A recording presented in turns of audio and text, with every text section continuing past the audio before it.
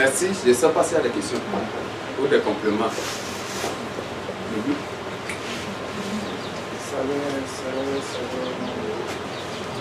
Ma question c'est de savoir, vous avez parlé de dons que Dieu nous donne. Les dons que Dieu nous donne. Oui. Oui. Et donc, comment le savoir que tu as tel don ou tel don? Ok, il y a une partie que nous allons découvrir ici. Comment reconnaître que tu es choisi, appelé et élu par Dieu. Donc on va trouver ici, je crois que quand on va aborder cette partie, vous allez trouver votre question. Vous allez avoir la réponse à votre question. Si par exemple vous allez chez le frère qu'on vous accueille et que vous lui parlez de la parole, et ces gens, ces frères utilisaient par exemple la magie pour leur repas. Est-ce que c'est permis d'autoriser à manger leur nourriture là ou bien de laisser ce qu'ils vont... Le Seigneur dit que ce n'est pas en entrant et qu'on vous présente le repas là que vous preniez. Il faut que ces gens acceptent d'abord la parole. Donc s'ils acceptent déjà la parole, le message de sainteté, si le Seigneur, si c'est quelque chose de mauvais, eux-mêmes ils vont vider ça parce que ils ont compris que la parole de Dieu condamne cela, donc eux-mêmes ils vont rejeter, ils ne vont pas se détourner de ces choses. Mais tu viens, ils mangent, peut-être c'est un chien qu'ils ont bien préparé, ils sont là. Tu viens dire avancer, tu te mets à table là, non. Le Seigneur dit qu'il faut qu'ils acceptent d'abord vos paroles, la bonne nouvelle que vous leur prêchez, avant de manger quoi que ce soit qu'ils vous présenteront avec. C'est bon? Oui. J'aimerais poser la question sur l'instruction que Jésus a donnée à ses disciples en disant n'allez pas chez les païens, n'entrez pas dans les villes des Samaritains. J'aimerais savoir de nos jours lesquels qui symbolisent les païens et les Samaritains, puisque vous n'entrez pas chez les païens. Avant, il y a ce qu'on appelle l'expression des impurs. Donc les impurs là, sont ceux-là qu'on les appelle des païens aujourd'hui. Donc c'est ceux qui n'ont pas accepté le message, qui n'ont pas accepté le Seigneur Jésus-Christ dans leur vie et qui ne vivent pas dans la parole de Dieu, qui rejettent catégoriquement Dieu, qui rejettent ou qui vivent selon eux-mêmes. Ce sont ceux-là que le Seigneur qualifie les Juifs, les chrétiens, les qualifient des païens. Même parmi nous, il y a certainement aussi des gens qu'on peut les appeler des païens. Parce que le Seigneur dit, s'il y a un problème entre toi et ton frère, s'il faut lui avoir demandé pardon, s'il refuse, et que par la suite, en amenant des anciens ou d'autres frères, et que la personne refuse encore, pour le considérer comme un païen, n'est-ce pas? Donc il y a ces gens-là aussi parmi nous. Donc un païen, donc selon ce contexte, on trouve qu'un païen est celui-là au moins qui connaît Dieu, mais qui agit selon sa volonté, selon sa méchanceté, et qui suit les penchants de ses propres corps, de son propre cœur. Donc c'est celui-là qu'on appelle aussi païen. Là, à la limite de ce que le Seigneur nous précise ici. Oui. Oui, excusez-moi, pour moi, il y a un ami que j'ai partagé le message avec lui, mais il n'a pas accepté. À chaque fois, quand c'est l'heure du repas, là, il vient me chercher, il vient me dire. Le Seigneur dit, bon, en tout cas ici, c'est un cadre amical entre vous, donc à toi de gérer. Le Seigneur dit, allez, donc quand tu sors, si tu viens chez lui pour l'évangélisation et qu'il n'accepte pas le message, tu n'es pas obligé de manger. Mais si tu vois que c'est un ami et qu'il refuse, je crois que, à toi de voir, je crois qu'à maintes reprises, tu nous as posé les mêmes questions qu'on ne cesse de répondre jusqu'à aujourd'hui. Oui. Je voudrais un peu revenir sur la question de ce Sarah. Oui. En fait, ce verset-là est utilisé beaucoup plus par les musulmans pour dire effectivement que Jésus est venu, comme il a envoyé simplement chez les Juifs là, que Jésus est venu pour les Juifs, et c'est pourquoi Mohamed est venu pour eux. C'est ce qu'on détourne ça pour éventuellement en faire autre chose. Et nous voudrons vraiment comprendre que même si Jésus avait dit ça, Jésus était venu effectivement envoyer dans la maison d'Israël. Mais par la grâce, c'est à travers Jésus la seule là qu'on pourrait éventuellement avoir la vie éternelle. Aujourd'hui, nous pouvons dire que Jésus est venu simplement pour le vivre et que Mohamed a été envoyé pour le reste du monde. Ça, c'est un verset qui paraît vraiment battre en brèche. Ésaïe 45, 22 à 23. Tournez-vous vers moi et vous serez sauvés, vous qui êtes aux extrémités de la terre. Le Seigneur déjà, avant que lui-même il ne vienne sur la terre, il a déjà adressé ce message à toutes les nations de se tourner vers lui. C'est bon? Ok. Donc ici, le Seigneur, s'il n'y a pas autre chose, nous allons voir le point 3. Comment reconnaître que tu es choisi, appelé et venu par Dieu. En ce qui concerne les dons et les talents, pour celui qui a les dons préliminaires, que ces dons n'est pas vraiment dit, peut-être que les dons qui soit la personne n'est pas consacrée, c'est que l'esprit qui a envie de pousser de faire quelque chose qu'il connaît déjà, est-il mauvais ou bien? Il y a des gens qui sont consacrés directement par Dieu et qui n'ont pas besoin d'une consécration humaine. Est-ce qu'on se comprend? Je donne pour appuyer. Quand le Seigneur m'avait choisi, il voulait que je devais commencer le ministère. Le Seigneur, ce qu'il m'a demandé, c'est de demander d'abord pardon à ceux que j'ai offensés, ce que j'avais fait.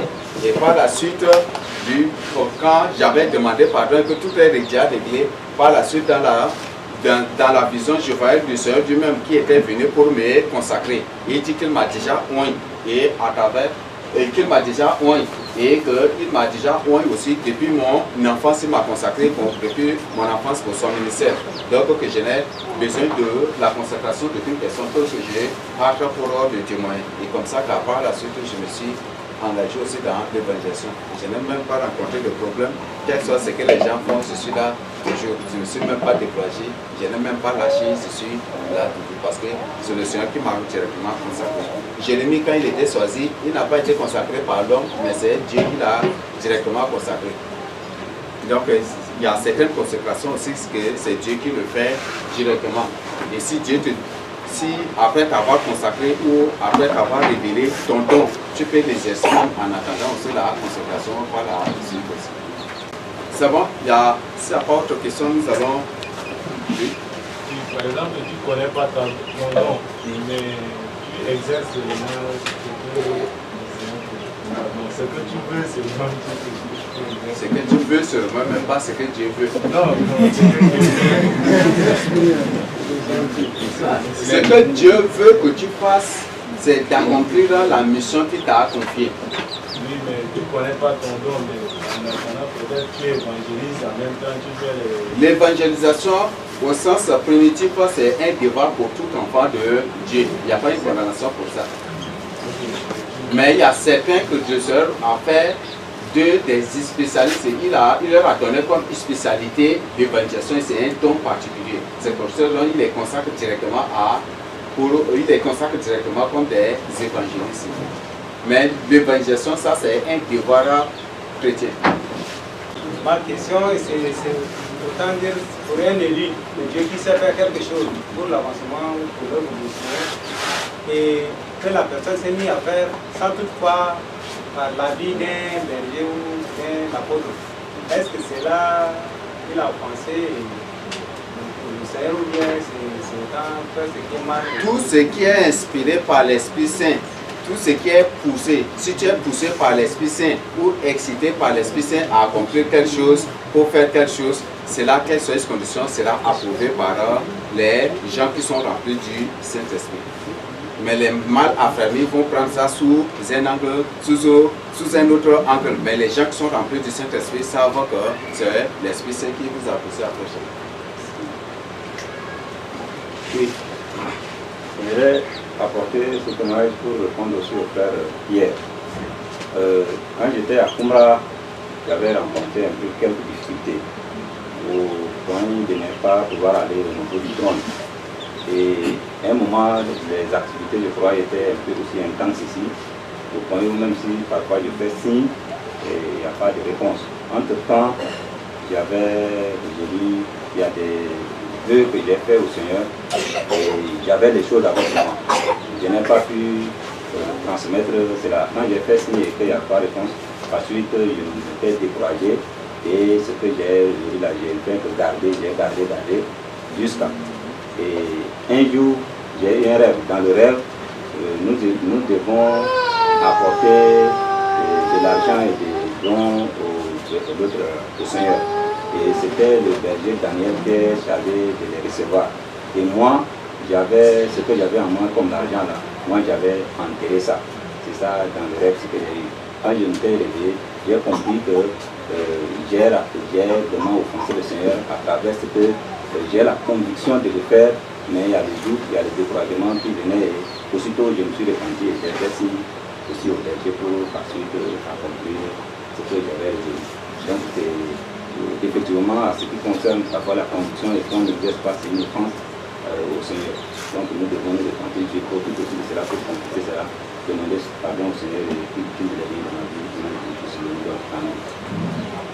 Par exemple, tu es de l'autre côté ici et tu vois une personne au fond là-bas qui est en train de dormir. Si tu te lèves pour aller le réveiller, peut-être les autres vont trouver que c'est de l'orgueil ou peut-être des trucs comme ça.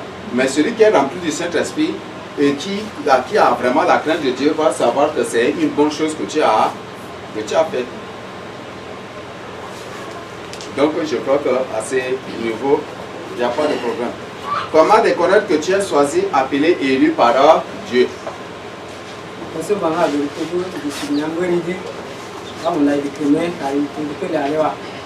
Donc, pour reconnaître que tu es choisi ou élu par Dieu pour le servir, j'ai relaté quelques points ici pour nous préciser comment tu as reçu la vocation, pour reconnaître que vraiment tu as reçu telle vocation dans ta vie. Donc il y a 7 points que je vais partager avec vous.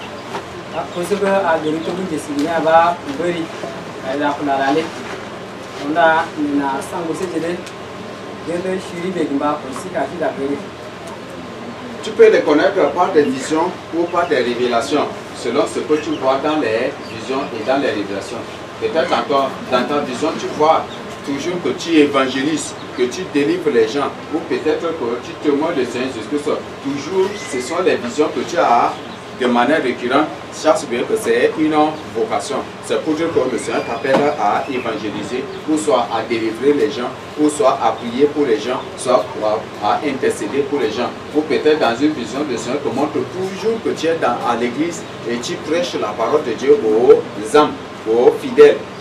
Et si tu vois ça de manière répétitive, soit c'est le don pastoral que le Seigneur t'a donné, ou le don peut-être de l'ancien de l'église que le Seigneur t'a donné. Donc ça dépend de ce don et de ce que toi-même tu reçois dans les visions et dans les révélations.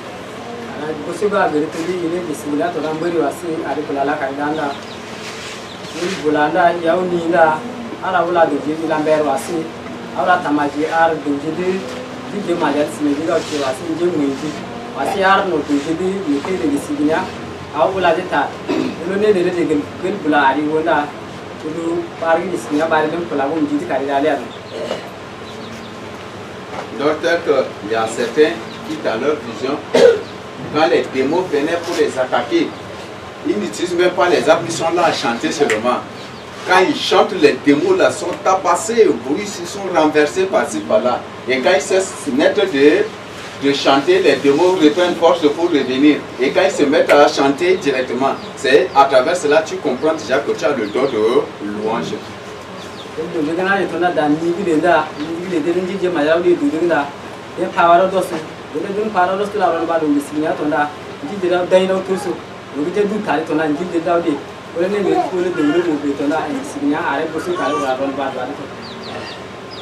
Ou peut-être tu es là.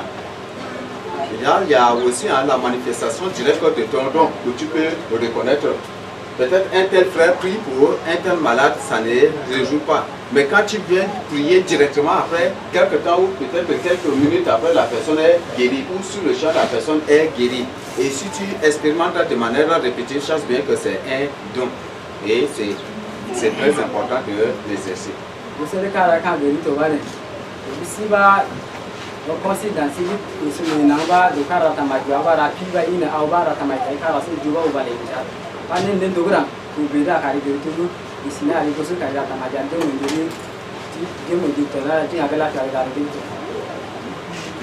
Ok, nous avons le deuxième point, par une prophétie, par une ou des prophéties. Ça, tu peux reconnaître aussi que tu as la vocation de Dieu à travers une prophétie ou des prophéties qui sortent sur toi. Ça peut te faire comprendre que Dieu t'a appelé pour le servir.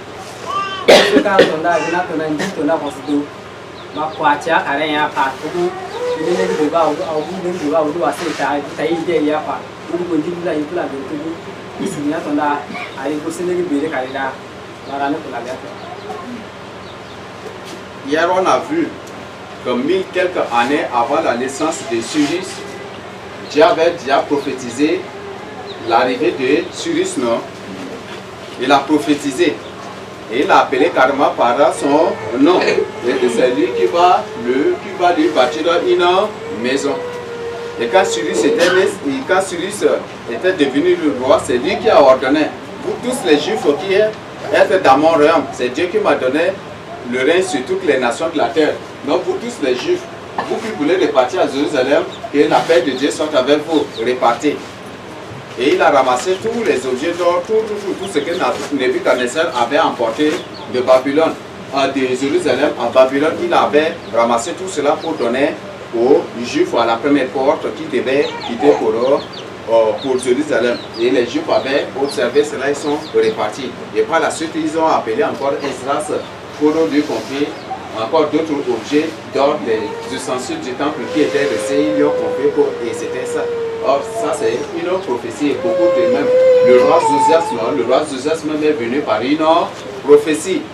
Le nouveau prophète, quand il était parti pour prêcher pour prophétiser contre Jéroboam, il dit autel de Baal, il était une personne du nom de Josias qui viendra et il te détruira et il brûlera sur toi les ossements humains. Il avait prophétisé cela et effectivement c'est que le roi Josias aussi a fait. Or entre-temps, personne ne savait qu'un roi naîtra et portera le nom de Josias. Personne ne savait alors que le Seigneur a déjà prophétisé ces choses.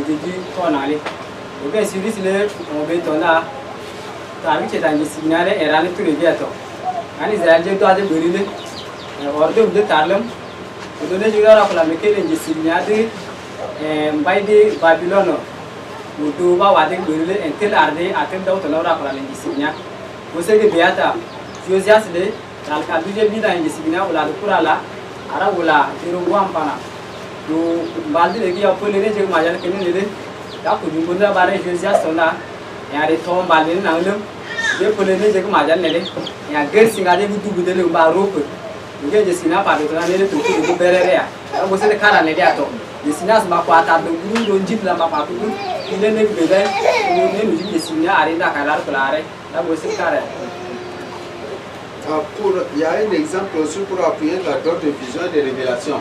Par des visions et des révélations. Il y a l'exemple de Paul et Barnabas, non?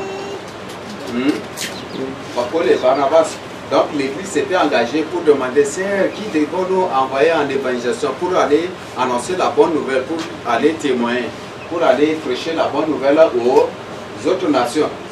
Et l'église était vraiment en prière et le Saint-Esprit s'était manifesté et dit mettez-moi, et c'est dans une vision, mettez-moi à part Paul et Barnabas, et c'est comme ça qu'ils ont mandaté. Et effectivement, quand l'Esprit par une vision a révélé cela, je crois que Barnabas et Paul ont prêché le Seigneur jusqu'à la fin aussi de leur vie. Et ils ont servi fidèlement aussi le Seigneur.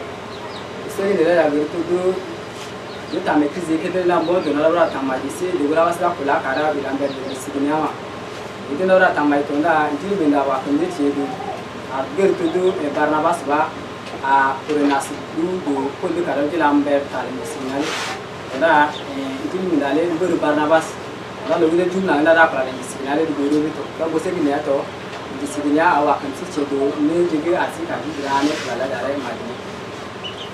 On peut reconnaître qu'on a reçu l'appel de Dieu par une imposition prophétique de main. Le Seigneur d'Amérique dans Tibula, Unara Kila, Dieu du Sigida, la panacée de l'Indicina Kassi, Dieu Rapaladi, débat d'arrêt. David était un enfant encore. Et quand il a reçu l'imposition de main, et il sait que Dieu l'a choisi. Il a demeuré ferme aussi dans la crainte de Dieu jusqu'à ce que le Seigneur a prononcé sur lui ne puisse s'accomplir. Et c'est ce qu'il a fait. Donc par l'imposition de main, il y a l'exemple aussi de Timothée. Timothée, Paul lui a imposé la main, non? Il dit tu ne négliges pas le don que tu as reçu par l'imposition des mains des anciens, n'est-ce pas? Et aussi de sa propre main. C'est ce que Paul lui a dit. Dans le livre de 1 Timothée, vous allez découvrir tout cela. Non par l'imposition prophétique de main ou par une prière prophétique avec imposition de main qu'on prononce sur toi, ça va agir un jour à l'autre. Ça peut te faire reconnaître que vraiment tu as reçu l'appel de Dieu. On va David et Tongondi. Au bout de la guerre, on a Tamaïfona et de tout le signal de l'Ambert. Si Aoudanou Danajuro Sar, de Signal, ou Tona, pour la langue. Timothée Kara. Oui, il est là. Bapol ou les miens de tout Magara, une gîte d'eau. J'ai vu la bête. Ton gâteau, il était là, j'ai gravé ma carré, une gîte. Attends, j'ai signé ton da, on peut la dire carré d'allô. Là, j'ai signé carré, une jacque à la carré, à une dame ou pas. Donc, vous savez qu'il y a un logis là, il y a des voilà, ça m'a dit, on a fait une lettre de Polan de Watunda. Donc, il y a des coups, là, il y a des signaux, on dit carré d'aller. C'est pour cela qu'il est nécessaire. Après avoir mis au monde un enfant, c'est important et impératif pour toi en tant qu'élu de Dieu de le consacrer à Dieu. Et si tu ne le fais pas, les sorciers vont se précipiter pour le consacrer à leur Dieu aussi avant toi. Et il faut vraiment faire attention.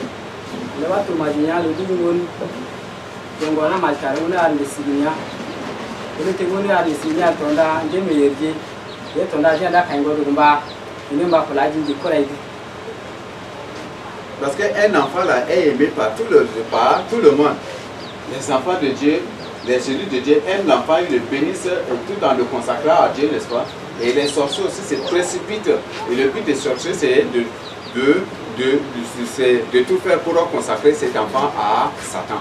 Et quand ils viennent, que Dieu te bénisse, que Dieu te consacre, que Dieu fasse ceci, tu vas croire peut-être que c'est le vrai Dieu alors que c'est un faux Dieu, c'est leur Dieu, Satan, qui sont en train d'invoquer dans la vie de l'enfant. C'est à éviter.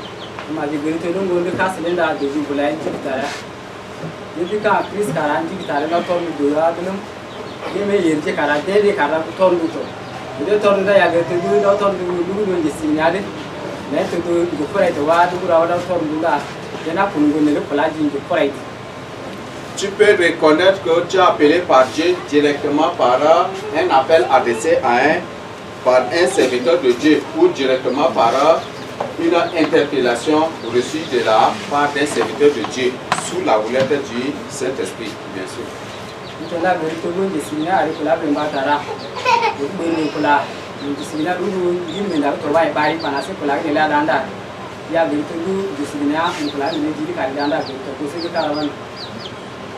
Il y a des gens ici que plus ou moins par des visions, par des révélations et par ce qu'ils font, ça me permet de connaître leurs dons.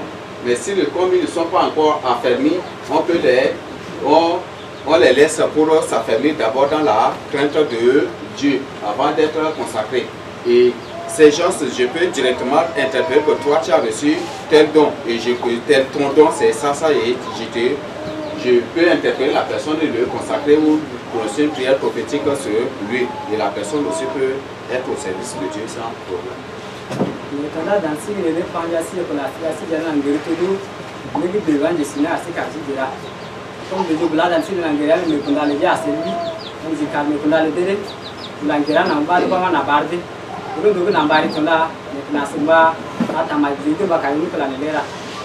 Directement, on peut reconnaître aussi qu'on est appelé par Dieu par la manifestation de ses dons.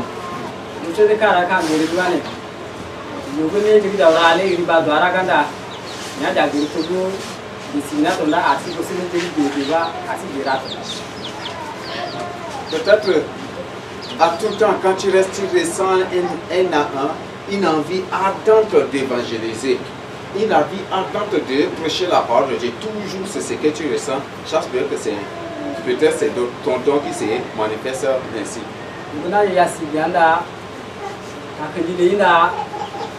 Oji kari ina aunda wilambera bisinya wasi au sang dujar Kristo.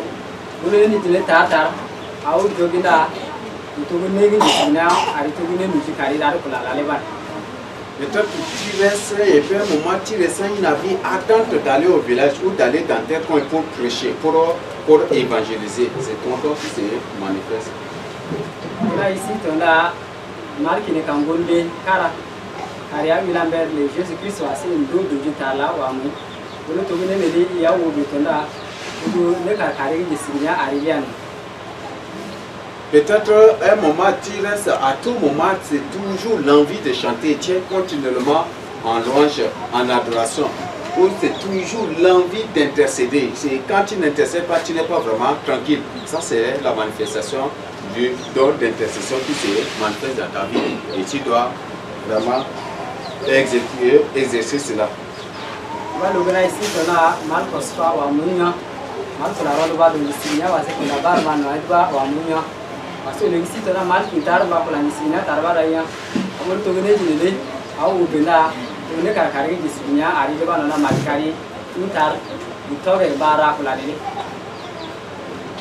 Peut-être il y a aussi au sixième point par une sainte envie de réaliser une telle œuvre. Peut-être pendant que la louange ou l'adoration était forte, intense, sur le chant, le Seigneur te pousse, le Seigneur te dit, lève-toi et prophétise. Et si tu ressens cela tout le jour, avec une grande question, sache bien que tu as le don de prophétie et tu dois exécuter. Si le Seigneur te dit, lève-toi et prophétise, tu dois te lever et prophétiser.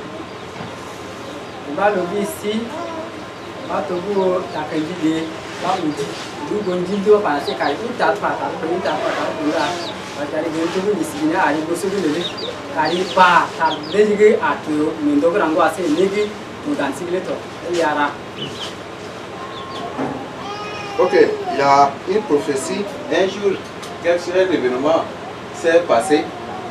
Pendant le culte, il y avait une prophétie qui était sortie et la prophétie dit, toi sorcier qui est parmi nous, effectivement il y avait un sorcier qui était arrivé.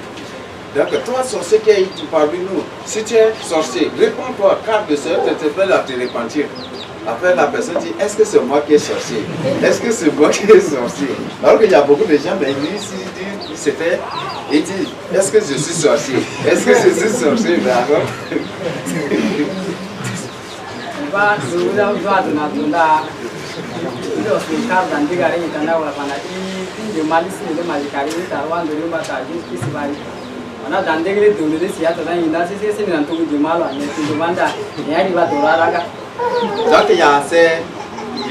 C'est comme ça que le Seigneur agit.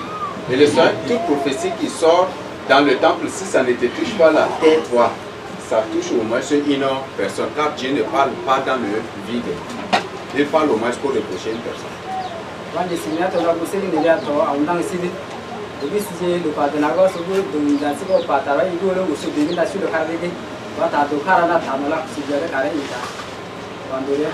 Parce que l'esprit parle toujours en fonction des besoins de chaque homme pour les amener à la repentance ou pour les fortifier.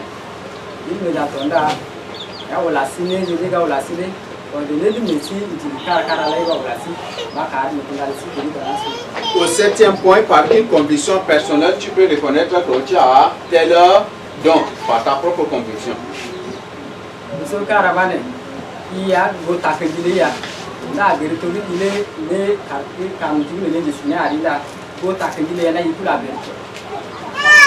Par ta propre conviction, tu peux reconnaître que tu as tel don. Là, c'est très important que tu comprennes et que tu apprennes ces choses-là.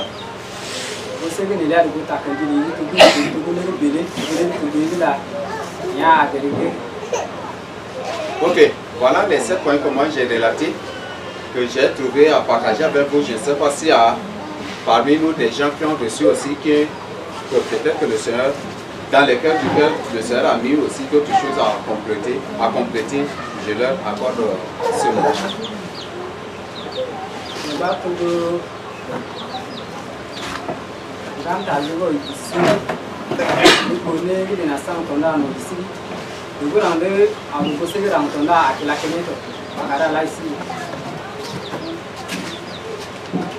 S'il n'y a rien, on passe au point 4.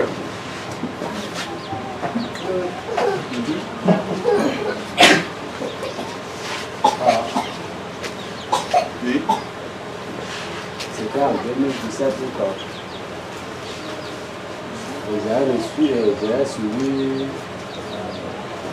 le studio de Coucou Gabriel. Et tout ce que j'ai vu. Après cela, j'ai laissé 3 jours.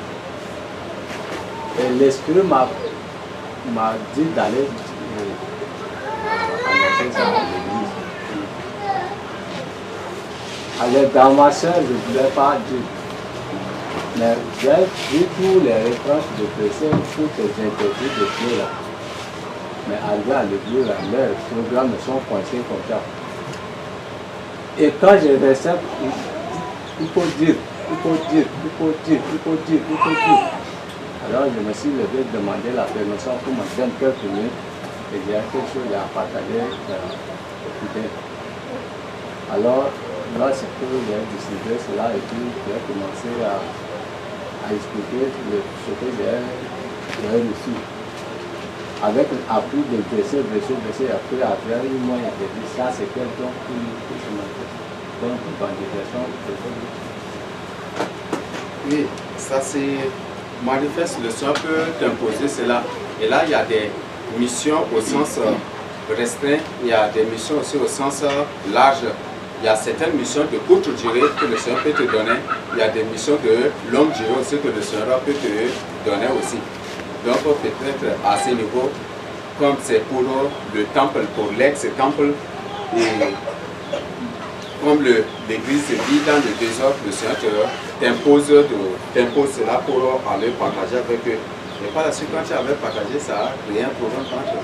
Ça a créé un problème, il m'a invoqué et puis il m'a dit de supprimer cela dans ma mémoire. Je vais le faire, si vous ne voulez pas supprimer. Ok, donc là c'est très important. Il parle ici de la durée d'une mission ou de la mission qu'il a reçue. Donc il a suivi le témoignage de Coucou Gabriel, les témoignages de l'enfer.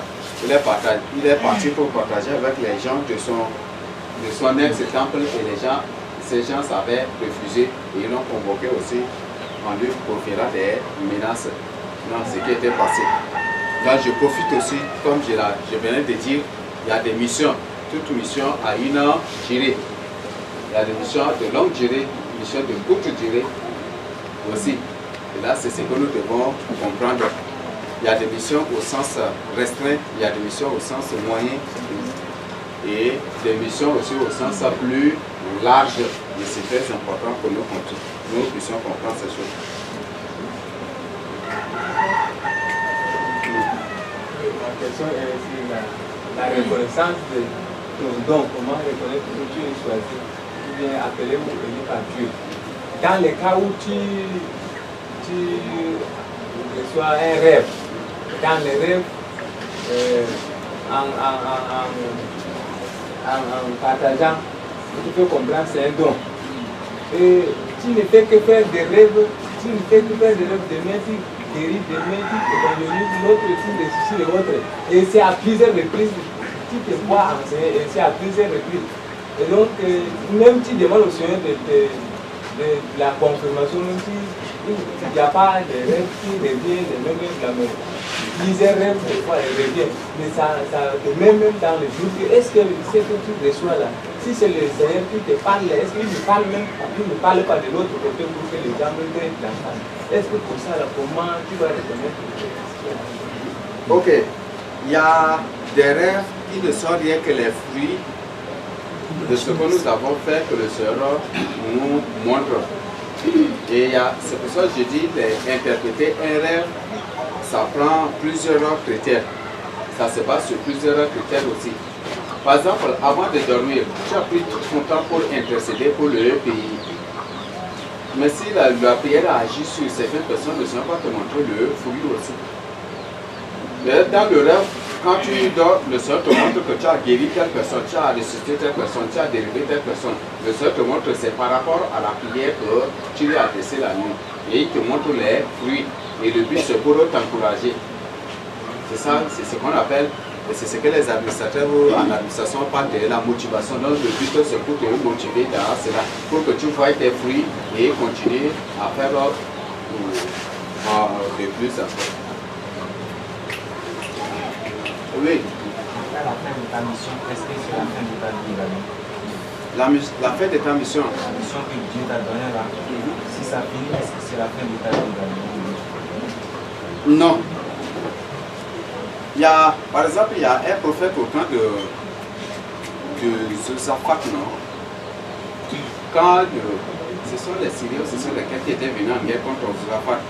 Donc, lorsqu'il était, les ennemis de Josaphat étaient venus pour ces trois nations en haut, quatre nations, les Ammonites, il y a les Maonites et les Zédomites, non?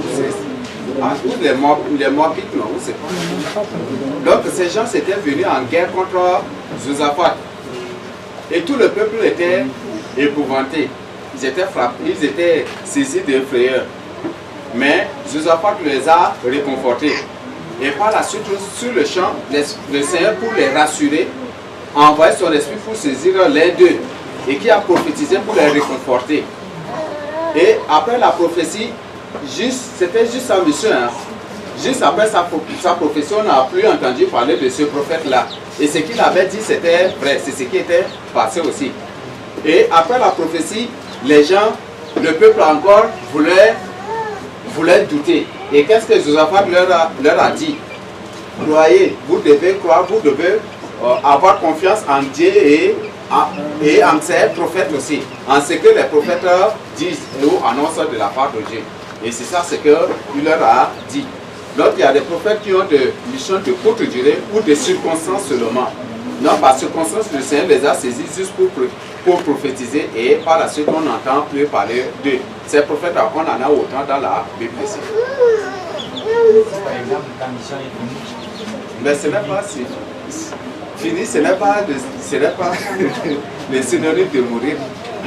Non, c'est pas la mort. Quand ça finit, est-ce qu'il y aura d'autres choses que tu vas faire durant la vie? Mais le Seigneur peut te confier autre chose là. Oui. Tu peux un peu lever la voix. Et puis pour moi, c'est un complément.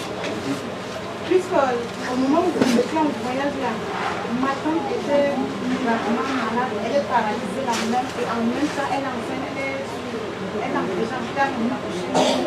Elle pouvait pas marcher, j'avais entré en jeu, Estelle me priait après elle. Et Dieu merci de moi et maman marchait, son bébé entré là. Et 3 jours plus tard, elle aussi a accouché. Elle a accouché, la santé, Dieu merci, ça va bien. Dieu va agir. Donc quand tu demandes à Dieu, va te laisser sur le conseil. Complément pour notre scanner. Ok, merci beaucoup. Est-ce que les impurs peuvent vous poser des questions? Si vous posez des questions, on ne va pas être impur. Parce que ça, peut-être à la fin du culte, là, il y a peut-être une personne qui va poser cette question après. Oui, et ça. On va parler que pendant la méditation, là, on peut aussi savoir qu'on a le don d'évangélisation à l'exemple de notre Jean-Baptiste. En disant notre marque et que tu me disais, ils sont, on va parler comme dans ma situation, je vais pas tout et ils sont, et je pouvais, je voulais faire, mais je n'arrive pas, et j'ai commencé à évaluer seulement 5 jours. Et je me pose la question, Et tu peux le faire si l'esprit vous a poussé de faire cela, si vous pouvez le faire. Ou vous pouvez évangéliser tout simplement aussi.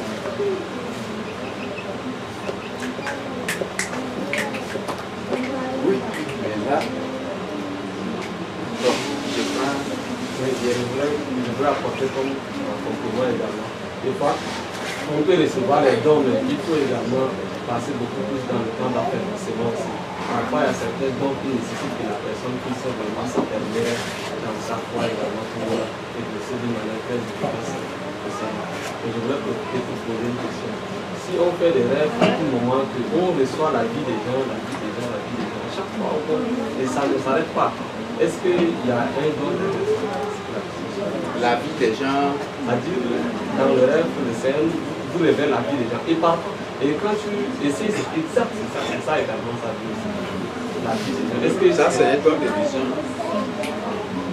Oui. Ok. Je voudrais poser la question pour comprendre si quelqu'un que Dieu lui a donné une mission, Dieu lui a appelé pour une mission, et qu'il n'est pas convaincu, il résiste souvent. Dieu, après avoir parlé 2 à 3 fois ou 4 fois, est-ce que Dieu peut cesser carrément de lui confier la mission ou Dieu peut passer encore par une autre personne pour l'interpeller?